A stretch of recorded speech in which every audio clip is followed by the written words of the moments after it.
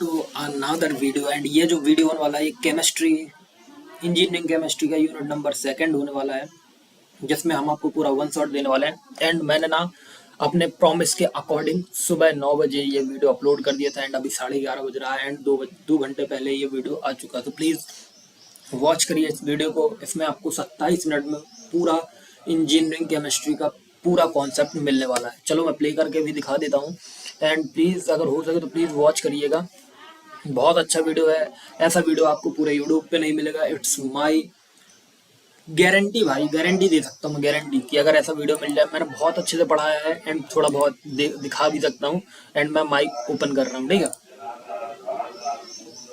And volume को थोड़ा सा आप करेंगे।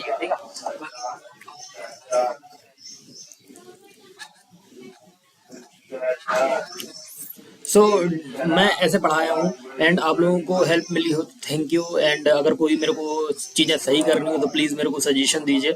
आप लोग मेरे भाई जैसे ही हो एंड आप ऑडियंस पूरा परिवार हो मेरे। तो प्लीज़ अगर कोई भी गलती हुई है मेरे से तो प्लीज़ सब बताइए मेरे को, मैं इम्प्रूव करने की कोशिश करूँगा। एंड अब यूनिट नंबर 2, इसमें मैंने आपका पूरा सेम टू सेम आपका पूरा सिलेबस चिपकाया हुआ है। दैट्स वाई ये पूरा 4 लेक्चर लिखा हुआ है, ठीक है। तो सबसे पहले बात करते हैं कि हमारा यूनिट नंबर हो गया वाटर एनालिसिस वाला, ठीक है। अब यूनिट नंबर 2 ये पूरा डिपेंड है किस पे, boiler problem and softening method में। सो बॉयलर के प्रॉब्लम कौन कौन से हैं पहले समझ लो। स्केल स्लज आता है, स्केल आता है, priming, foaming, boiler corrosion, caustic, embrittlement, ठीक है। इम्ब्रिलमेंट जो है ये 4-5 चीजें आती हैं। एंड सॉफ्टनिंग के मेथड क्या है, lime soda, zeolite and ion exchange method. And इनसे कुछ रिलेटेड न्यूमेरिकल्स भी आते हैं। चलो वीडियो को स्टार्ट करते हैं without wasting any time. And जो हमारा सबसे पहला टॉपिक होने वाला है वो क्या होने वाला है, चलो देखते हैं। बॉयलर ट्रबल्स से होने वाला है, ठीक है। अब टॉपिक है बॉयलर ट्रबल्स। इसमें सबसे पहले हम क्या देखने वाले हैं, स्लज एंड स्केल। पहले स्केल एंड स्लज दोनों पढ़ते हैं। तो देखो स्केल क्या होता है भाई, स्केल का मतलब क्या होता है, इसका डेफिनेशन समझो। ये हार्ड होता है, स्टिकी डिपॉजिट जो बॉयलर वॉल्स पे चिपक जाता है। देखो जैसे सपोज आपका एक एग्जांपल देता हूँ। जैसे ये आपका क्या है, आप ये समझो आपका मतलब स्लज एंड स्केल। तो ये क्या है, ये आपका बॉयलर वॉल्स है। तो ये वॉल्स है, यहाँ पे आपका स्लज का वो स्केल क्या होता है, चिपक जाता है, ठीक है। यहाँ चिपक जाता है, यहाँ चिपक जाता है एंड बहुत सारा नीचे जम जाता है, ठीक है। इसके कारण क्या होते हैं, CaSO4, CaCO3, MgOH2 and high temperature पे सॉल्ट प्रिसिपिटेट हो जाता है, तो प्रिसिपिटेट हो जाता है, ठीक है।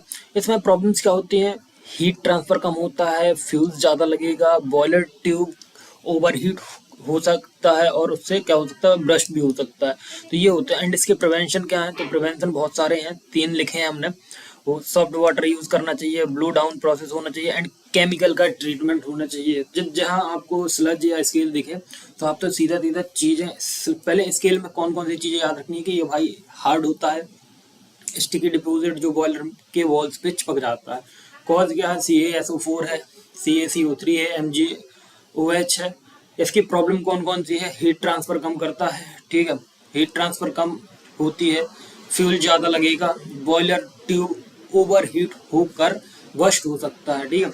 ब्रस्ट बोलते हैं इसको, ठीक है, ब्रस्ट हो सकता है। एंड प्रिवेंशन क्या है, आप क्या करो, सॉफ्ट वाटर यूज करो, ब्लो डाउन प्रोसेस क्या करो, blow down process, chemical treatment, ये सारी चीज़ें यूज़ करना। एंड हमारा स्लज एंड स्केल में हमें लगता है हम स्लज खा चुके हैं क्योंकि डायरेक्ट प्रीमिंग एंड फोमिंग आ गया। बट मैं आपको स्लज समझाऊंगा, टेंशन मत लो, ठीक है।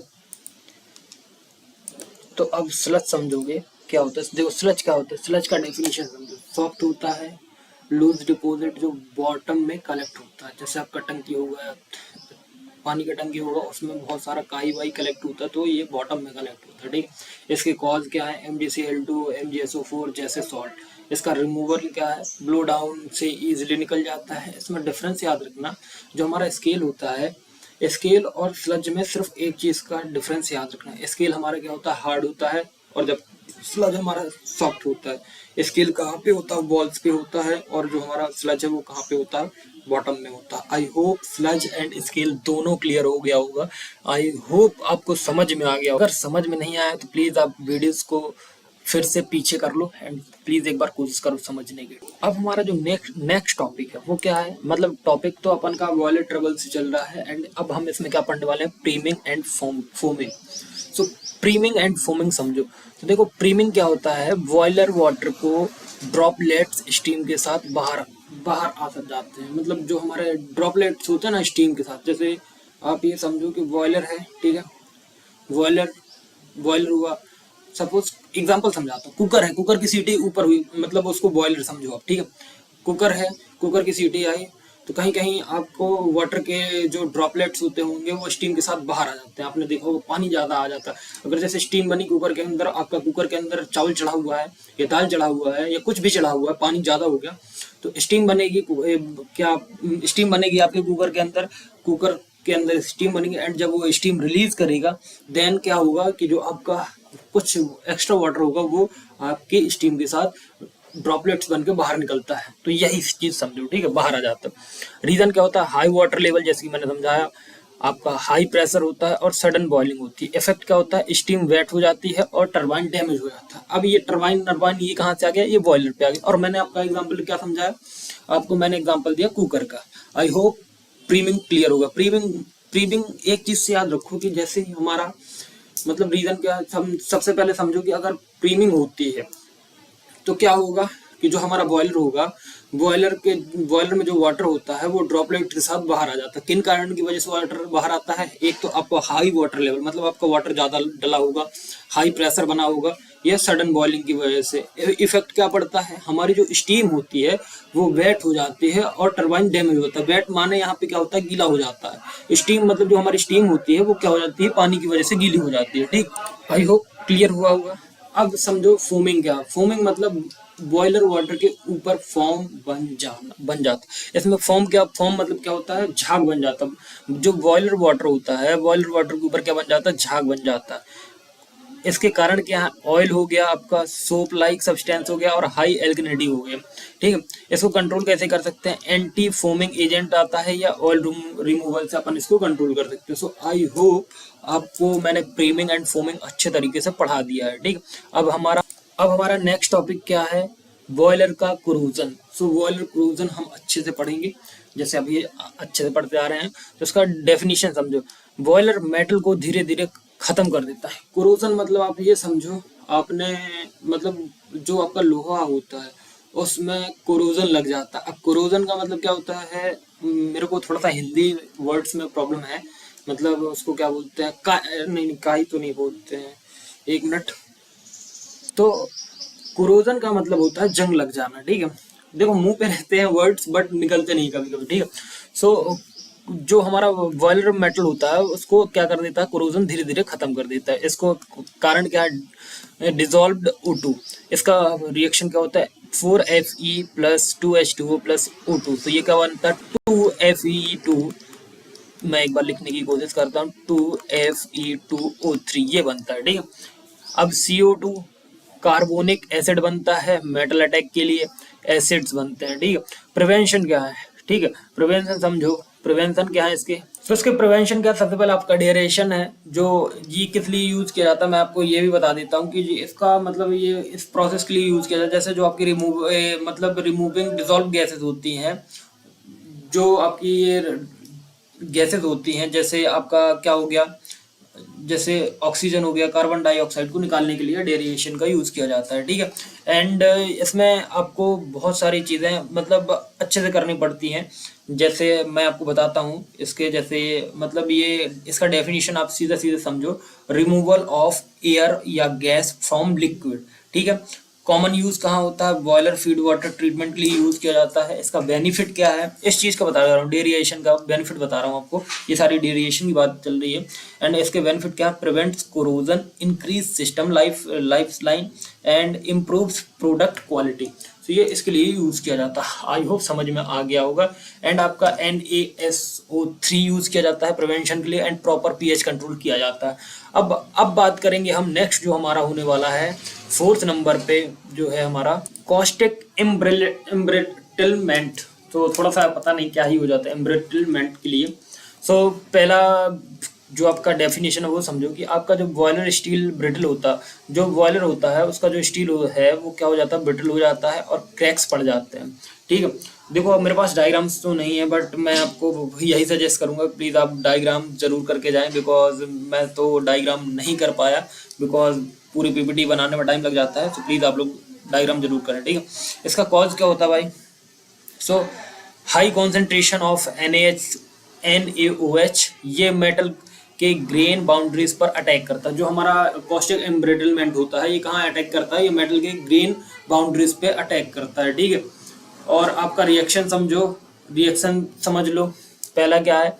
Na2CO3 जो क्या बनाता है? NaOH का फॉर्मेशन बनाता है। एंड आपका प्रिवेंशन क्या? प्रिवेंशन समझो, सोडियम फास्फोट यूज होता है, सोडियम फास्फोट यूज होता है। एंड प्रॉपर वाटर ट्रीटमेंट होना चाहिए। प्रॉपर वाटर ट्रीटमेंट बाद आपका क्या होना चाहिए? पीएच कंट्रोल होना चाहिए। ठीक है, नाउ अब हम बढ़ेंगे, इसका एक शॉर्ट समरी बता देता हूँ मैं आपको। ठीक है, शॉर्ट समरी समझो।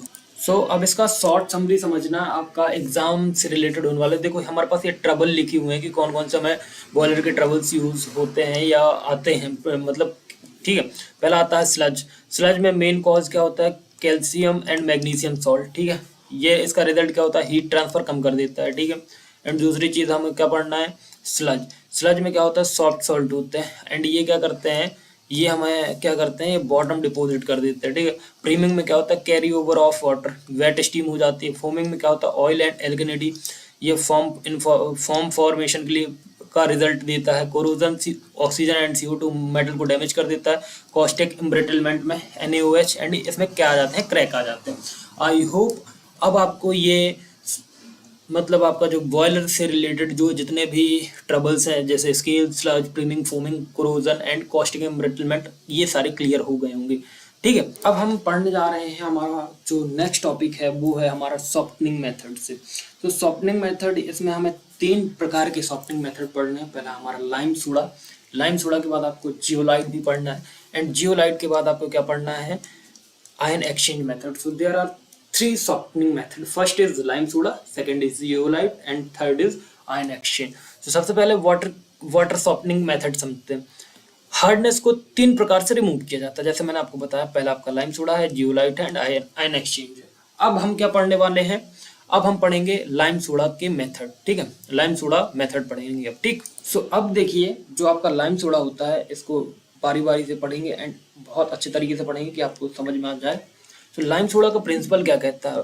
हार्ड वाटर में क्या होता है कि हार्ड वाटर में लाइम और सोडा ऐड करते हैं। ठीक है, या कैल्शियम एंड मैग्नीशियम आयंस को इनसॉल्युबल प्रिसिपेंट में कन्वर्ट कर देते हैं। देखो सीधी बात है कि जो हमारा हार्ड वाटर होता है उसमें लाइम मतलब Ca(OH) का होल ट्वाइस और सोडा मतलब Na2CO3 का होल थ्राइस। ठीक है, इसमें क्या हम हार्ड वाटर में लाइम को ऐड कर देते हैं एंड सोडा को ऐड कर देते हैं, या फिर हम कैल्शियम और मैग्नीशियम आयंस को इनसॉल्युबल पार्टिसिपेंट में कन्वर्ट कर देते हैं। आई होप प्रिंसिपल तो समझ में आ गया होगा, बहुत अच्छे तरीके से बताया है मैंने। ठीक है, इसकी रिएक्शन समझो। देखो ये जो रिएक्शन है ये तो भाई आपको खुद ही याद करनी पड़ेगी क्योंकि इसमें मैं आपकी कोई हेल्प नहीं कर सकते, ना इसमें कोई इंग्लिश लैंग्वेज काम आएगी, ना इंग्लिश लैंग्वेज काम आएगी, ना कुछ काम आएगा। देखो इसमें टेम्पररी हार्डनेस क्या होती है? CaHCO3 का होल ट्वाइस CaOH का होल ट्वाइस से क्या बना है? 2CaCO3 plus 2H2O। ठीक है, ये बना। एंड ऐसे फॉर मैग्नीशियम के लिए है, एंड यहाँ पे परमानेंट हार्डनेस ये दी गई है CaSO4 प्लस Na2CO3, CaCO3 बना प्लस Na2SO4 बन गया। MgCl2 प्लस CaOH का होल ट्वाइस से क्या बना? MgOH का whole twice CaCl2 plus Na2CO3 CaCO3 बन गया। इसके एडवांटेज समझ लेते हैं। तो ये क्या होता है? चीप होता है, लार्ज स्केल पे यूज होता है। ठीक है, डिसएडवांटेज क्या है? स्लज ज़्यादा बनता है और प्रोसेस स्लो होती है। ठीक है, जो लाइम सोडा है उसके एडवांटेज क्या है कि चीप होता है और लार्ज स्केल पे यूज होता है। ठीक है, डिसएडवांटेज क्या है? स्लज ज़्यादा बनता है भाई लाइम सोडा मेथड में, एंड प्रोसेस स्लो होता है। ठीक है, अब नाउ नेक्स्ट पढ़ेंगे। अब हम क्या पढ़ेंगे? अब हम पढ़ेंगे नेक्स्ट जो हमारा मेथड है वो क्या है? Zeolite method. जियोलाइट मेथड क्या होता है? जियोलाइट मेथड देखो इसका प्रिंसिपल पढ़ते हैं कि हार्ड वाटर को सोडियम जियोलाइट मतलब Na2Z आपका क्या होता है, जियोलाइट होता है, इससे पास करते हैं, या तो कैल्शियम एंड मैग्नीशियम को रिप्लेस करके सोडियम दे देते हैं। देखो Na मतलब होता है आपका सोडियम और Ca मतलब कैल्शियम, Mg मतलब मैग्नीशियम। तो देखो दो चीजें मैंने लिखी हैं कि या तो आप हार्ड वाटर को सोडियम जियोलाइट से पास कर सकते हो, या अगर आपको ये भूल गया तो आप ये रखो कि आप कैल्शियम एंड मैग्नीशियम को रिप्लेस करके क्या कर सकते हो, सोडियम दे सकते हो। तो देखो कैल्शियम ये है, प्लस यहाँ पे आपको सोडियम जियोलाइट दिया गया है, तो इससे हमारा क्या बन गया, CaZ प्लस 2Na मतलब 2 सोडियम। ठीक है, रीजनरेशन क्या हुआ इसका, जब जियोलाइट एग्जॉस्ट हो जाए तो CaZ प्लस 2NaCl से क्या बना, NaZ2 एंड CaCl2, तो ये हमारा सोडियम जियोलाइट बन गया एंड ये CaCl2 बन गया। ठीक है, आयु क्लियर हो गया होगा। एंड एडवांटेज क्या है इसके, सिंपल है और कंटिन्यूस प्रोसेस होता है, इसमें कोई स्लज नहीं बनता। डिसएडवांटेज क्या है, डिसएडवांटेज टर्बिड वाटर ट्रीट नहीं कर सकता है एंड एसिडिक वाटर के लिए सुटेबल नहीं है। ठीक है, आई होप ये भी क्लियर हो गया होगा आपको। देखो जियोलाइट ना बहुत सिंपल प्रोसेस है, इतना ध्यान रखना। आप ये याद रखो कि आपको सोडियम जियोलाइट पास करते हैं, वाटर हार्ड वाटर से सोडियम जियोलाइट को पास करते हैं, या तो आप कैल्शियम एंड मैग्नीशियम की जगह क्या रिप्लेस कर सकते हो, सोडियम रिप्लेस कर सकते हो, एंड बहुत ईजी है ये। ठीक, अब हमारा जो थर्ड है वो क्या है, आयन एक्सचेंज मेथड। सो आयन एक्सचेंज मेथड जो है इसका प्रिंसिपल क्या होता है, रिसाइंस यूज करते हैं जो आयंस एक्सचेंज करते हैं। ठीक है, जैसे आप समझो कैटायंस एनायंस, तो कैटायन एक्सचेंज रिसाइंस R और H। कैल्शियम Mg मैग्नीशियम को रिमूव करता है, देखो 2RH कैल्शियम, तो 2Ca R2Ca प्लस 2H ये बन गया। एनायंस एक्सचेंज रिसाइन, तो Cl निगेटिव SO4 का पावर -2 रिमूव करता है, सो ROH plus Cl negative RCl plus OH negative, ये बन गया। ठीक है, तो इसका फाइनल वाटर ऑलमोस्ट डीमिनरलाइज्ड होता है। ठीक है, इसके रीजनरेशन क्या, कैटायंस रिसाइन मतलब HCl या H2SO4 और एनायंस में रिसाइन है NaOH। ठीक है, एंड नाउ नेक्स्ट इसके एडवांटेज समझो। इसके एडवांटेज क्या है, ये वेरी प्योर वाटर होता है, मतलब बहुत ज़्यादा प्योर वाटर होता है। ऑल टाइप ऑफ हार्डनेस यहाँ पे रिमूव हो जाती है जो आपका आयन एक्सचेंज मेथड है इसमें। बट ये इसके डिसएडवांटेज है, ये कॉस्टली है एंड इसके लिए स्किल्ड ऑपरेशन चाहिए। ठीक है, अगर आपके पास स्किल्ड बंदा है तो इसमें आप ऑपरेशन कर सकते हो। ठीक, सो ये था। एंड अब मैं इसका एक क्विक कंपैरिजन बता देता हूँ कि जो हमारा लाइम सोडा है, लाइम सोडा जो इसका केमिकल यूज क्या होता है, CaHO का होल ट्वाइस एंड NH2CO3। इसका आउटपुट वाटर क्या होता है, सॉफ्ट होता है, इसकी कॉस्ट बहुत ज़्यादा कम होती है। जियोलाइट में क्या होता है, सोडियम जियोलाइट का यूज़ किया जाता है केमिकल यूज़ के लिए, एंड आउटपुट वाटर क्या होता है, सोडियम रिच सॉफ्ट वाटर होता है एंड इसका कॉस्ट मीडियम होता है। आयन एक्सचेंज में रिसाइंस होते हैं एंड इसको डीमिनरलाइज्ड किया जाता है। इसके बाद इसका डीमिनरलाइज्ड वाटर के बाद इसका जो कॉस्ट होता है वो बहुत ज़्यादा हाई हो जाता है भाई। ठीक है, ये आपका क्या था, मैंने आपको सारे सॉफ्टनिंग मेथड पढ़ा दिए हैं। पहला lime soda method and second is आपका zeolite method and third is lime ion exchange method. So ये तीनों हो चुके हैं। अब हम इसके क्या देखेंगे, न्यूमेरिकल्स। तो चलो आगे की तरफ मूव करते हैं। तो हम अब इसके क्या देखने वाले हैं, न्यूमेरिकल्स देखने वाले। सो न्यूमेरिकल्स में पहला न्यूमेरिकल्स है लाइम रिक्वायरमेंट। सो देखो एक हमारे पास क्वेश्चन दिया गया है कि एक आपके पास वाटर सैंपल है जिसमें Ca bracket HCO3 bracket close twice 162 mg पर लीटर है। ठीक है, एंड MgHCO3 का होल ट्वाइस आपके पास 146 mg पर लीटर। फाइंड क्या करना है हमको, लाइम रिक्वायर्ड करना है। ठीक है, सो कन्वर्ट करेंगे CaCO3 को इक्विवेलेंट में। सो ये आपका फॉर्मूला है, आप अच्छे से देख लीजिए। CaCO3 equivalent is equal to given mg पर litre into 50 and upon molecular weight. So ये आपका फॉर हमारा CaHCO3 का होल ट्वाइस इसके लिए निकालना है एंड इसका मॉलिकुलर वेट क्या होता है, 162 होता है। ठीक है, सो हमारे पास वैल्यू दी गई है, देखो ये हमारे पास ऊपर वैल्यू दी गई है 162 हमें गिवन है mg पर लीटर इंटू 50 एंड 162 हमारा मॉलिकुलर वेट है। सो 162 से 162 आप काट सकते हो डायरेक्टली। सो हमें यहाँ पे 50 मिल जाएगा एंड फिर आपका MgHCO3 के लिए निकालना है, इसका मॉलिकुलर वेट 146 होता है। एंड देखो आप इसका MgH ऐसे मतलब देखो मैंने ये डायरेक्टली आपको क्या किया, 162 सबका है, जैसे Ca का हो गया प्लस H का हो गया, हाइड्रोजन का हो गया प्लस CO3 ऐसे किए हैं, ठीक है। तो आप भी ऐसे ही कर सकते हो। आप सोचिए भैया ये कैसे आ गया 162, तो ये कंबाइन करके लिखे गए हैं, ठीक है। तो 160 से 160 गया तो ये 50 हो गया। तो टोटल टेम्पररी हार्डनेस कितनी आ गई 50 50 एंड 50 कितनी हुई 100 mgl एस CO3। तो आई होप ये क्वेश्चन समझ में होगा। अब लाइम की रिक्वायरमेंट है। तो लाइम की रिक्वायरमेंट देखो, इसमें हमें क्या करना है, लाइम को रिमूव करना है। तो 1 मोल लाइम दिया गया है CaHCO3 का होल ट्वाइस के लिए, एंड इसमें 2 मोल दिया गया है। तो लाइम की रिक्वायरमेंट क्या है, CaCO3 equivalent molecular weight of CaHO2 upon 50। तो इसका कितना होगा 74 होगा। इसको कैलकुलेट कर लेना तो 74 आएगा। कैल्शियम Ca का हार्डनेस देखना तो 50 से 50 गया तो 74 mg/लीटर, एंड mg हार्डनेस देखेंगे तो 50 से 50 गया एंड 74 × 2 कर देंगे तो 148 आ जाएगा। तो इसका टोटल आंसर क्या होगा, लाइम रिक्वायर्ड कितना होगा 222 mg/लीटर।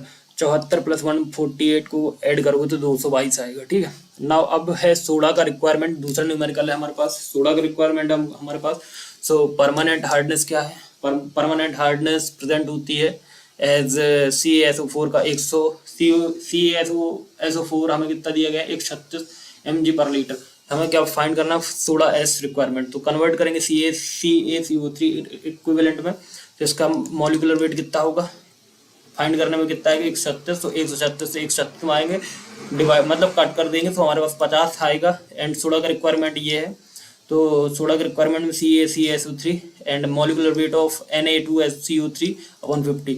सो NaCO3 का जो आप मॉलिक्यूलर वेट निकालोगे तो आपको क्या निकलेगा 106 निकलेगा टोटल करने पे। तो 50 से 50 कट जाएगा क्योंकि उसका ऊपर 50 दिया, मतलब यहाँ 50 है एंड CaCO3 इक्विवेलेंट हमारा 50 है तो 106 ये हो जाएगा एंड 50 वो हो जाएगा, ठीक है। तो वो हमारा क्या निकला था उसको हमने कन्वर्ट किया था, लेकिन हमें क्या चाहिए सोडा का रिक्वायरमेंट चाहिए। तो हमारे पास कितना आएगा 106 mg/लीटर, ठीक है। आई होप क्लियर होगा। अब आप एग्जाम का ट्रिक बता देता हूँ आपको कि लाइम रिमूव करता है क्या हमारा temporary hardness plus Mg salt magnesium salt, और सोडा क्या रिमूव करता है permanent hardness remove permanent Ca hardness, ठीक है। तो कैल्शियम हार्डनेस रिमूव करता है, ठीक है। तो बाकी यही था हमारा यूनिट नंबर 2 एंड अब मिलते हैं हम यूनिट नंबर 3 पे। सो अब कुछ रिक्वेस्ट करना चाहूँगा तो ध्यान से देखिएगा। तो प्लीज़ अगर वीडियोस पसंद आ रहे हो तो प्लीज़ ज़रूर से ज़रूर इनको अच्छा लाइक सब्सक्राइब वीडियो शेयर जरूर करिएगा। एंड मैं एक चीज़ बता दूं कि मैंने M2 भी स्टार्ट की है एंड M1 के भी वीडियोस आपको मिल जाएंगे। एंड M2 का आपका तो अभी एग्जाम नहीं होगा, बट जिनका भी M2 का एग्जाम हो उसके लिए डिस्क्रिप्शन पे लिंक मिल जाएगा, तो प्लीज़ जाके जरूर से जरूर चेकआउट करें। एंड केमिस्ट्री प्लेलिस्ट का लिंक डिस्क्रिप्शन में, तो प्लीज़ जाके जरूर चेक करें एंड चैनल को सब्सक्राइब करें एंड ऑल पे प्रेस कर ले। मांगी थैंक यू, एक प्यारा सा कमेंट दे देना, थैंक यू।